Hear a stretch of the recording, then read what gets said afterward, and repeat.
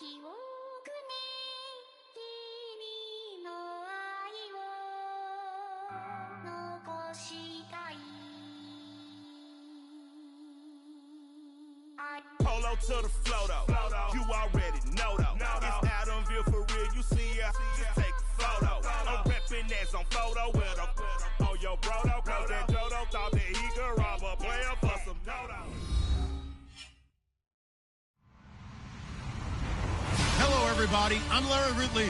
You're tuned in to the NFL on EA Sports. In today's game, we have a matchup of two top receivers from Florida teams. It's Allen Robinson going up against Mike Evans. Now we're about 5 miles northwest of downtown Tampa at beautiful Raymond James Stadium near Florida's Gulf Coast. With the echoes of cannon blast still ringing in our ears from the north end zone, the Bucs were introduced a moment ago, and they are all set as their guys will do battle with the Jacksonville Jaguars. And look at this. Right away, a loose football. And his guys are going to get the football at the 23-yard line.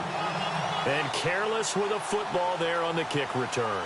And one thing I love about going to practices is trying to get around coaches and hear their catchphrases and what they really emphasize. We haven't been to a single one yet this year where a guy fielding a kick, you don't hear, tuck it away, tuck it away, tuck it away. And this time, they turned it over. Ball security eluded him. Open space inside the 10. And he's into the end zone for a Tampa Bay touchdown. Doug Martin, a 23-yard run. And the Bucs have taken a first-quarter lead. And that one gives the Bucs a 7-0 lead.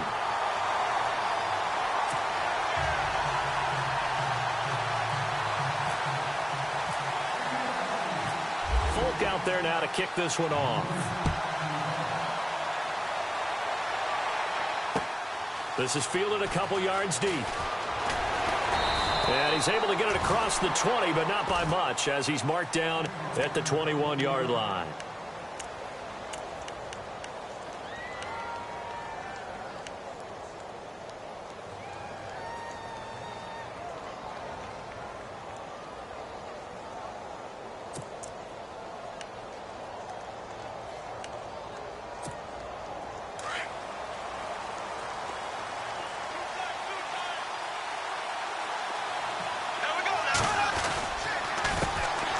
On the ground, this is Leonard Fournette. 11 yards there for Jacksonville and a first down as well. And Leonard Fournette impressing there with that run. It's hard to believe that no Jacksonville Jaguar has broken 1,000 yards since Maurice Jones-Drew in 2011. I think Leonard Fournette could be that guy. Even with the ankle injury last year at LSU, still averaged 6.5 yards per carry. And absolutely intimidated opposing defenses. A lot of guys simply didn't want to tackle him. And he's got room. And to the 42-yard line here and brought down there. Give him 10 yards on the pickup, and that'll bring up a second and just about a few inches here.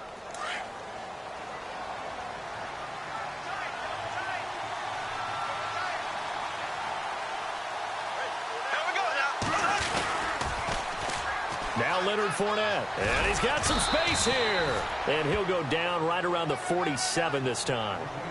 They get 5 out of that one, and it moves the chains. I know what you're thinking out there. I know a lot of you are thinking, take a shot downfield. It's a great spot for it. I'd say maybe later in the game, definitely in the second half. But right now, I think they were just trying to get some momentum built. Get a first down, pick it up, and keep moving.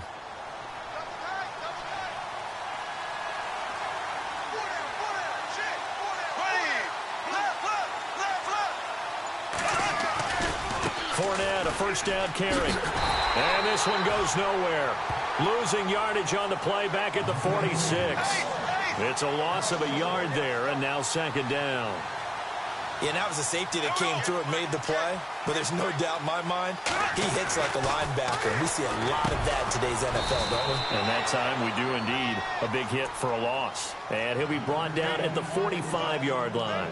They'll wind up getting 10 back as that sets him up for third down.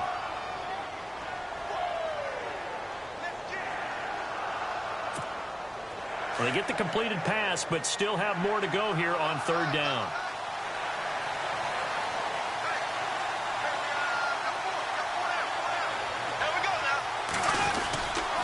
They'll try and run for it with Fournette. And he'll maybe get back to the line of scrimmage, but no more than that. Call it no gain that time, and they're going to be left looking up at a 4th and 1.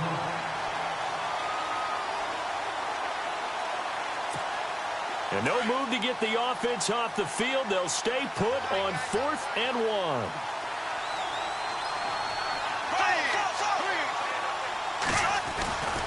They'll go with a big back Fournette. And he'll go out of bounds right around the 40. 5 yards on the pickup, and the Jags are going to have a first down. 4th and 1. I don't think Wild Horses could have dragged that quarterback off the field. He was motioning to go for it from the start. And sure enough, it's the ground game that gets him the first down.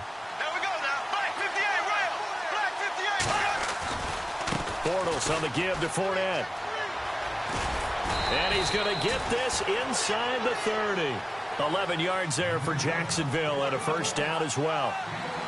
Well, they came into this game saying it was important that they set the tone and show that they can run the football. I believe that they've done that here in the first quarter. Running left, it's Fournette. And he'll be taken down just shy of the red zone at the 21. 7 yards on the pickup there, and it'll leave him with a 2nd and 3. That run right there was an offensive line coach's dream, wasn't it? Guys picked up all of their assignments, created a nice gap for the running back to get through. Pick up 7 yards. Yeah, he's probably chortling on the headset right now saying, we got it going, boys. Let's keep it going. Just a gain of a yard there, and now it'll be 3rd down. Joe McCoy is always going to be linked with Ndamukong Suh. They came into the NFL in the same draft class. There was a lot of debate about who was going to be the better defensive tackle. They just do it 2 different ways. McCoy, more movement, more elusiveness. That allowed him to make the play there for a short gain. That is not going to be any help as they dump him behind the line of scrimmage. Alongside the former defensive back Charles Davis, I'm Brandon Gaudin. It's Jaguar football as we begin quarter number 2. They are, however, facing a 4th down situation.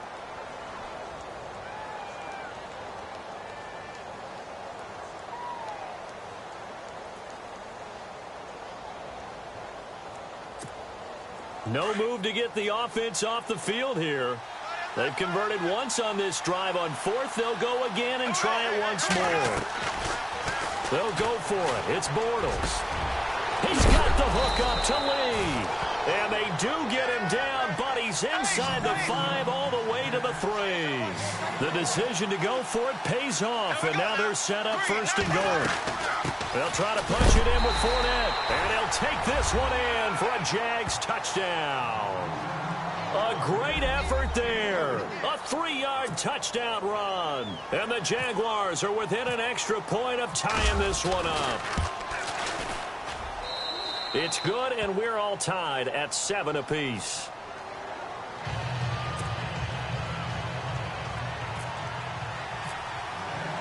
So a tie ball game here as the kick's away. And no return on this one as the fair catch is signaled for and taken. Set to take over is Tampa Bay's offense. This is a Tampa Bay team, Charles, that in 2017, really, a lot of people's darlings coming into the year, and then they wound up being the only team in the NFC South not to make the playoffs. Yeah, and part of it, only 27th in the league in rushing. And they thought they had a #1 running back in Doug Martin, who did not have a big year again in 2017. And last in the league in overall defense. So when you put that combo together, makes it hard to win the games you need to win, especially in a tough division like the NFC South.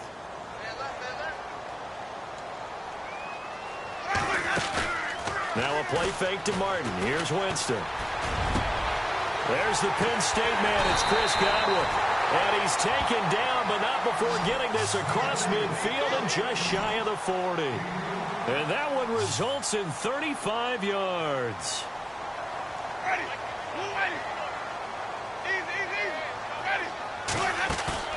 They go play action here on 1st down. And no escaping this time as he'll go down. They got him for a sack. Telvin Smith leading the surge there. He drops him for a loss of 6.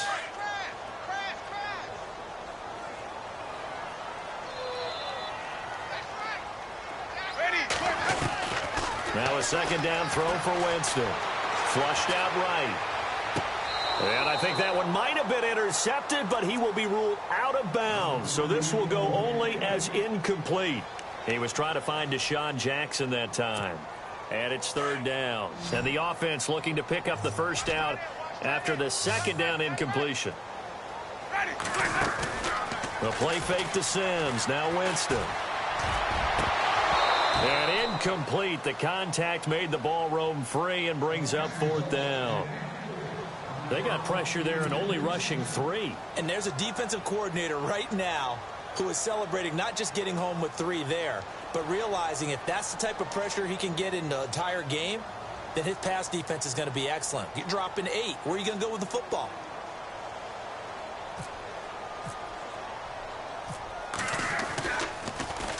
Anger is on to punt, and he gets this one away. And a little too much mustard on that one. It hits a couple yards into the end zone.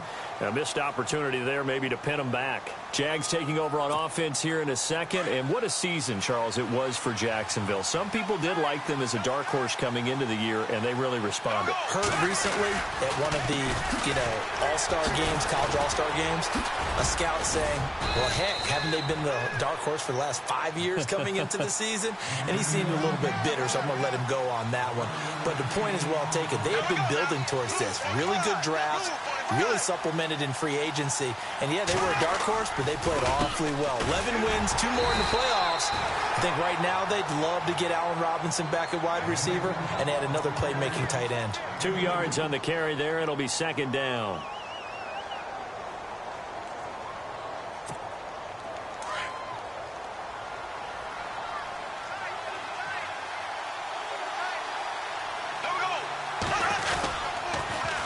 On second down, here's Fournette. And they'll get it up just short of the 45 at the 44. 11 yards there for Jacksonville and a first down as well.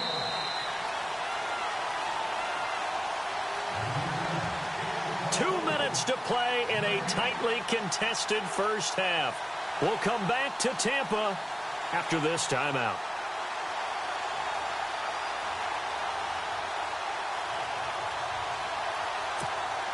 First down and 10 now for the offensive group.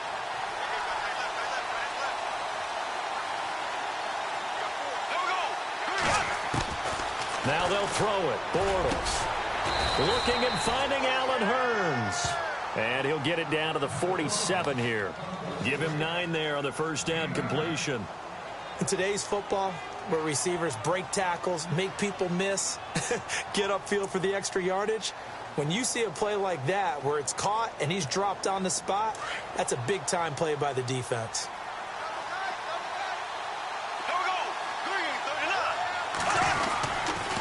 A handoff to Fournette. And that play will go nowhere. Losing yardage back near midfield at the 49. He lost 2 there, and it's third down.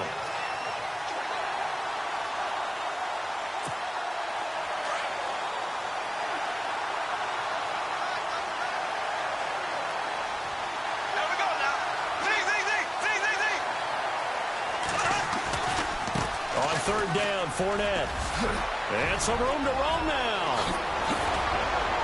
And he gets this one all the way down inside the 15.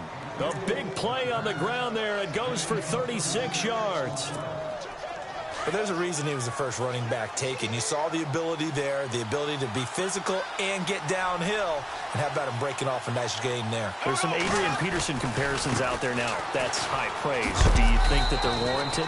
Running style, very similar. And he'll be taken down here at about the 11. 2 yards on the pickup there. It'll be second and 8. Well, if the coaching staff's doing a good job upstairs, they'll file away what they just saw from the defense right there. They sold out to stop that running play. I'd say keep that in mind. They want to try that again. Go play action, hit them over the top. Fournette on the counter. And maybe a measure of revenge there. He's had his way in this one, but this time they get him behind the line. And now the Bucs deciding to take a timeout defensively. It's just their first, so they'll have 2 remaining here before we get to halftime. The Jaguars on third down. Just 1 for 3 thus far. This is 3rd and 9.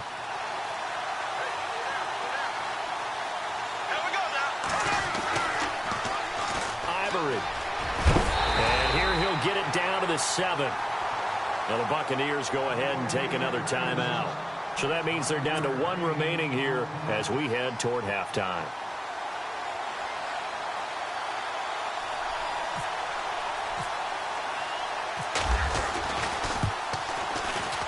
And Lambeau will put this one through. And they take the lead here now at 10-7. So they kick it through to take the lead. There is a little bit of time left, though, here in the second quarter. And while they're concerned about not giving up a big return or giving up points themselves going into the half, how good do they feel, though, putting points on the board themselves right near the end of the first half? I want to give a hat tip real quick, Charles, to J.J. Watt before the possession switches here. Walter Payton, NFL Man of the Year, and they totaled up how much he helped raise for hurricane relief, $37 million. Incredible. Hurricane Harvey, which really hit the Houston area in a big way, and his original goal was $200,000. And he fires one that's intercepted. Picked off by Barry Church. And he's given his guys a shot for late points as they will take over in range for a field goal or maybe more. Before the possession switches here, I had written down that I wanted to talk about some of the awards this past season in the NFL. We know Brady was the MVP, but Todd Gurley, Offensive Player of the Year. How about that for a bounce back? Many were questioning whether he'd had a sophomore slump the season before. Didn't even get to 1,000 yards. Was a dominant force in 2017. How about his teammate Aaron Donald on the defensive? And he takes it in. Touchdown, Jacksonville. Allen Hurns in the final seconds of the first half. And the Jaguars add on to their lead. And that's a lead that excites a team as they head into the half. Good way to finish things off. Yeah, able to extend that lead, and you always say it, that can totally change the complexion of half number 2. Yeah, it changes your morale, changes your outlook, but even before that, let's see if they decide to kind of squib kick or what they're going to do on the kickoff, because you don't want to give up a big play right before the half ends. Good point. And not a good return here. He is brought down at the 7-yard line. Before the offense changes hands here, let's look back to the Super Bowl February 5th. What a game. I know you were there calling it offensively, though. Impressive on both sides. It certainly was, and let's face it, if you're in Minnesota, it's cold outside, but you talk about the offenses, they heated up in a big way. And how about Nick Foles? The backup quarterback turned MVP, 373 yards, 3 touchdowns, and, of course, the big one receiving on the Philly special. Quite a story. As you and I were talking about off air, it was just a fluid game, not a lot of penalties, just really clean play. Exactly the type of game the NFL needed for the audiences at home watching the game, and of course people in attendance. A really well-played game. Welcome back. Halftime over. We are ready for quarter number 3. Alongside Charles Davis, I'm Brandon Gordon.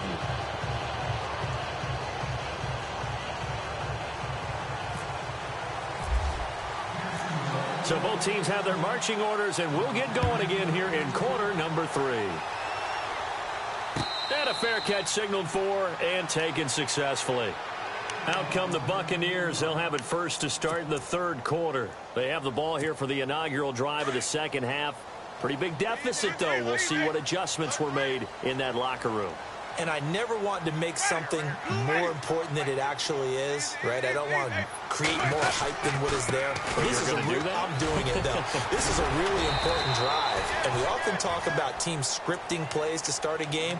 A lot of them script to start the second half, too.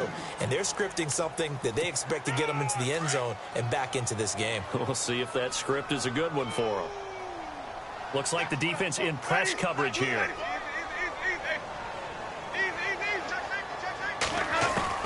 Now Jameis on second down. Over the middle, and it's incomplete. He was trying to find O.J. Howard, and it's third down. Myles Jack can just flat out cover. Doesn't matter who's out there, and he can do it really well in man. How about what he just did there in zone, though? Eyes in the right place, saw where the ball was going, reacted appropriately, and knocked it away. On third down, Winston. It's caught by Mike Evans. And he's able to get the first before he's taken down at the 36. A familiar ring to that one. Winston to Evans for the Buccaneer first.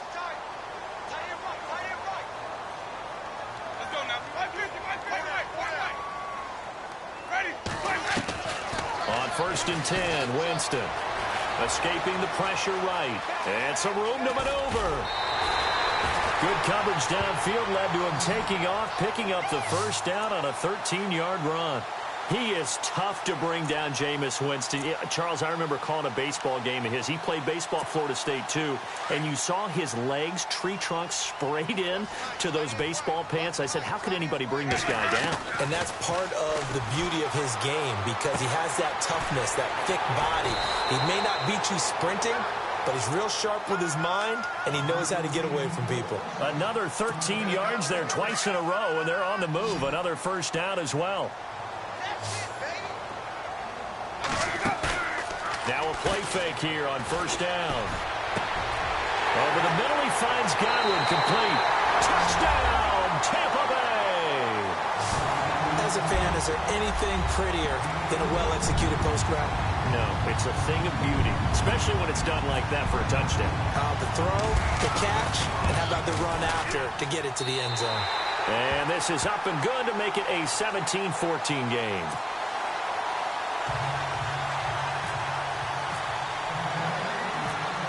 Out there now to kick this one off. Here's Corey Grant now to return. And he'll take this across the 25, couple extra yards up to the 27-yard line. Now we take a glance at the offense as they work their way back out for their first possession of the second half. They have to be pleased with the way that they moved the football thus far. And why wouldn't they be? 2 touchdowns on a field goal in their first 3 possessions. They're playing so well right now, the field goal probably feels like a disappointment. Throwing on first down is Bortles. Throw left side complete. It's Lee. A good pickup there. 8 yards on the first down completion.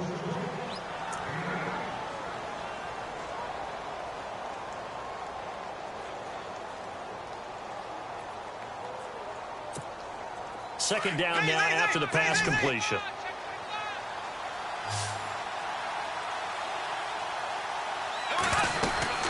They'll run it now out of the gun. And he'll get up to the 43-yard line. 9 yards on the pickup there, and it keeps the drive alive. Now, this is an example of breaking down a defense because on a lot of these runs, he's getting past the point of attack, and guess what he's doing? Forcing the secondary guys to have to make a lot of tackles. A fake to Fournette. Now it's Bortles to throw. Lee's got it over the middle. And he's going to get this all the way down inside the 35. That one goes for 24 yards. On play action, now Bortles. Over the middle, complete. It's Lee. And he will get this into the end zone for a Jaguar touchdown. Marquise Lee, 33 yards. And the Jaguars add 6 to their lead.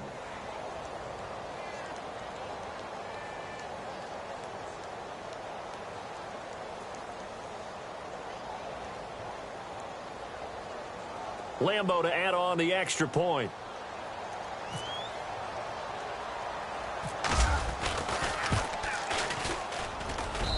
And his guys will take a 10-point lead.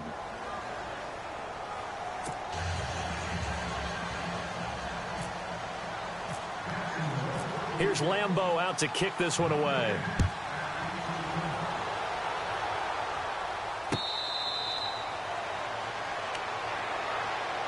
And Tampa Bay trots out there now. They did what they had to do to start this third quarter. Went down, got the touchdown to cut the lead, but the matching touchdown a moment ago, and we're right back where we started at halftime. Yeah, you're exactly right, partner. They had a little bounce in their step after scoring that first touchdown, but the defense gave one up, and that's the problem right now. Can they get better play from their defense while they continue to score on offense? 3 yards on the pickup there, and it'll be second down.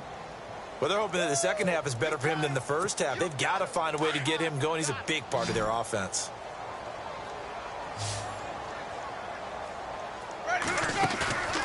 Second down, Winston.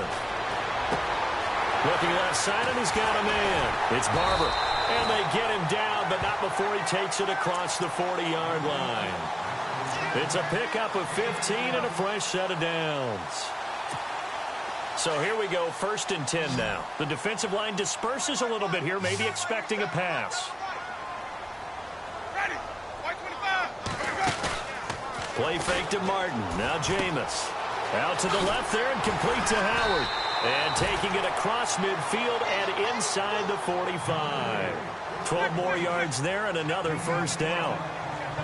When this offense can get their tight ends involved, they can move the football. Here, a nice route, able to look it in, and picks up the first down. Right side caught by Jackson. And he's into the end zone. Touchdown, Buccaneers. Deshaun Jackson, 44 yards. And the Bucs are able to make this a close game again.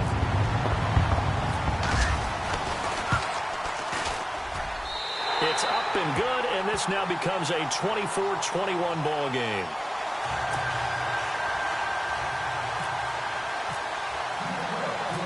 Folk out there now to kick this one off. To return it is Corey Grant. And he will be taken down here on the return on what will wind up being the final play of this third quarter. Back now in Tampa. It's been a very hotly contested game to this point. Just a field goal separating these two teams as we get set for the fourth quarter.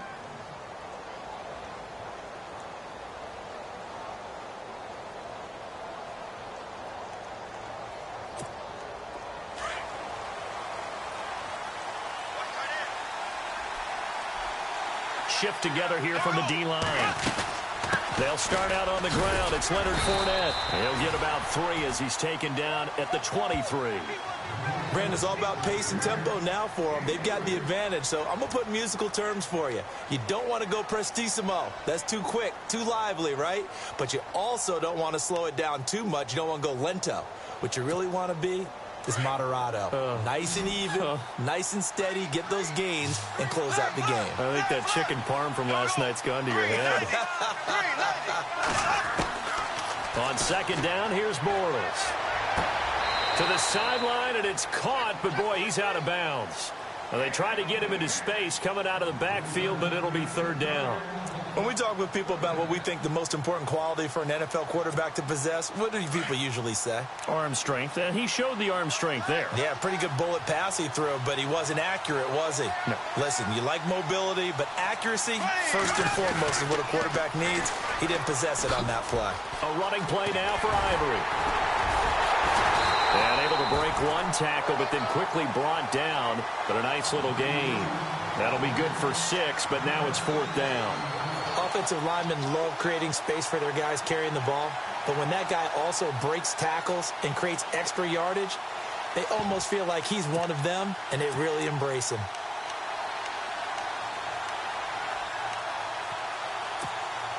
This offense 2 for 2 converting on these thus far, so why not try again here on fourth down? They'll go for it. They'll run for it with Fournette. And he gets it to the 32, good enough for a first down. Call it a gain of 3, and they're able to pick up the conversion here on fourth down.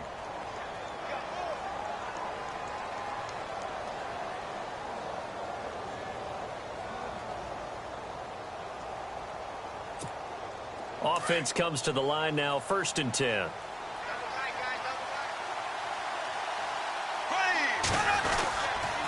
They keep it with Fournette on first down. And some room to work. A big third down play there for the Jags. 45 yards on the ground. Do my eyes deceive me, or is he getting stronger as this game moves along?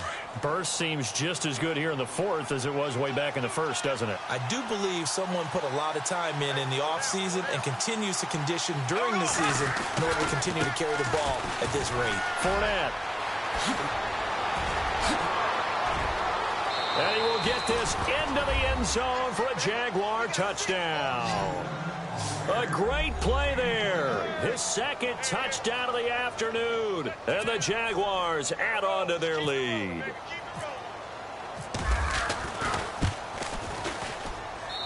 And his guys will take a 10-point lead. And up 2 scores late. No clue why you do this here, but they're going to go for the onside kick.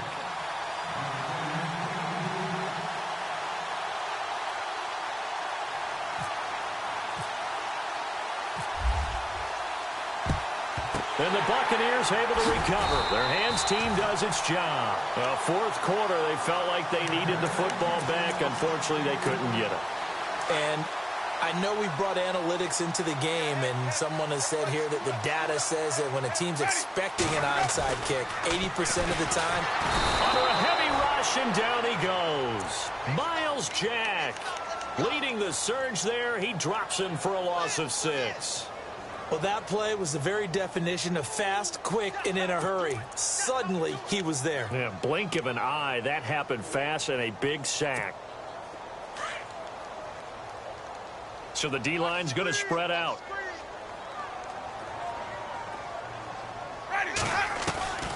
Working out of the gun, Winston. His throw incomplete.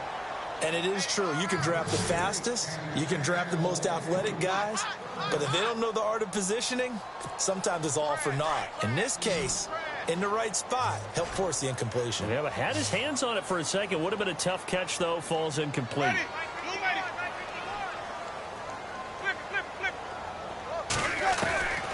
Third and long for Winston. 20. This is caught by Jackson. Touchdown, Tampa Bay. Deshaun Jackson. 2 catches, 2 touchdowns here so far. And the Bucs have made this a 1-score game. And the lead is down to a field goal now.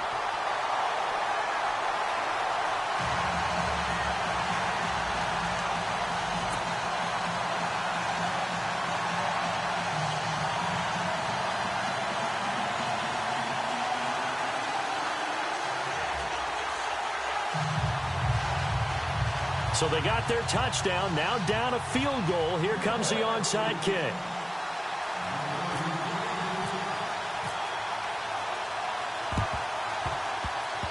And this one travels out of bounds, so unsuccessful there on the onside kick try.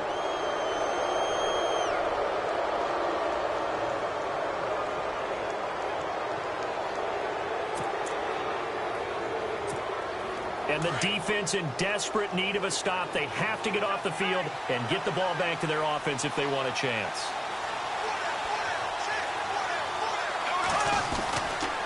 Here's a give to Fournette. And maybe a measure of revenge there. He's had his way in this one, but this time they get him behind the line. And now, defensively, they're going to burn their first time out. Remember, they get an extra time built in coming up here shortly at the 2-minute warning.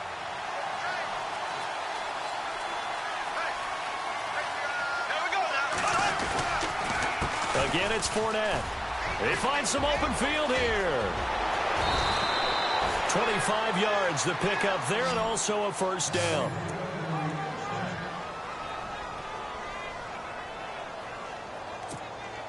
Now the offense lining up 1st and 10.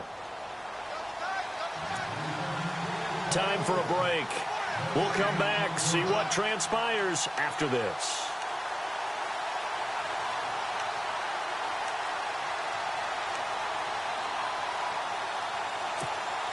Fresh set of downs here.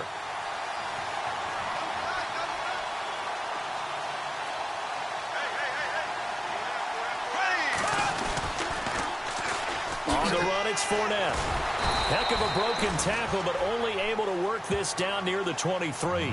So fresh out of the 2-minute warning, and here's another timeout taken with 1:55 remaining.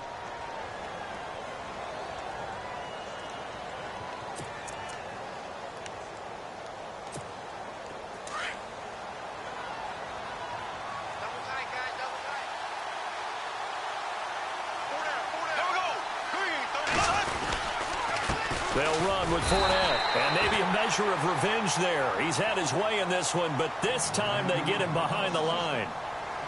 And now the question everyone's wondering, look at the clock, late 4th quarter. Do they put the ball in the air here on 3rd? I don't. I run the football, and I tell my offensive line, no leakage up front. I don't want my running back hit as I hand the ball off to him. I don't want any type of an issue. But if I am going to throw it, quick throw, out to the perimeter, maybe one of my best receivers running a quick slant or something like that. Call it a gain of 4, and it'll bring up 4th down.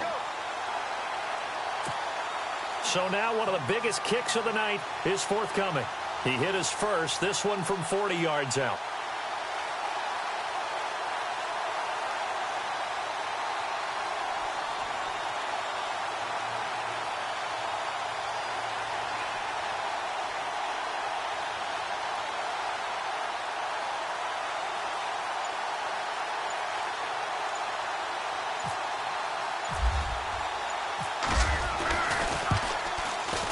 And Lambeau will put this one through, and the drive will wind up yielding 3.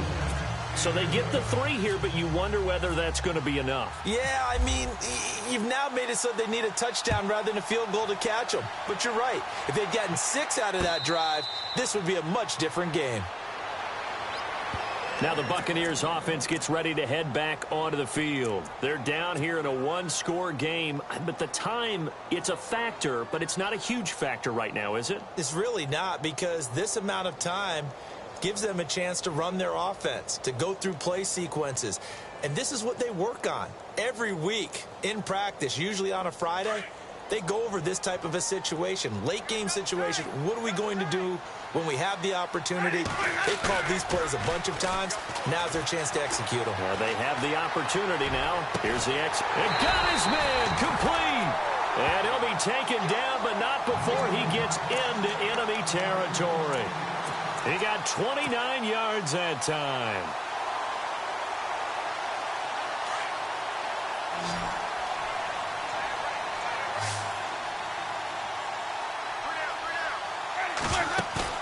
He's back to throw.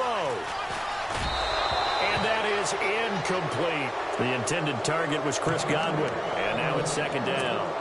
The way he's throwing the football today, almost a surprise when he doesn't complete a pass like happened there, but he needs a few more to get his guys downfield. Well, the way he's thrown it leads him to believe that he's going to get those completions. And that means the guys going out for passes, they'll run even harder because they expect it as well. They pick up 12 on the play there, and they move the chains. Well, how about keeping your head about you in this situation? No more timeouts. Finds a way to get out of bounds. Now they can breathe a little bit as they contemplate what to do on the next down.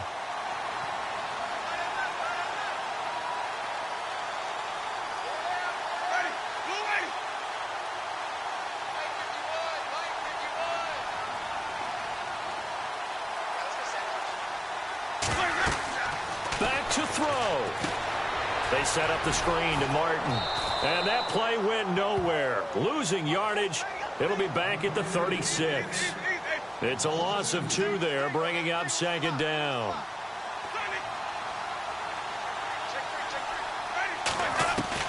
He'll look to throw. Throw right side, caught by O.J. Howard. And he gets this one all the way down inside the 15.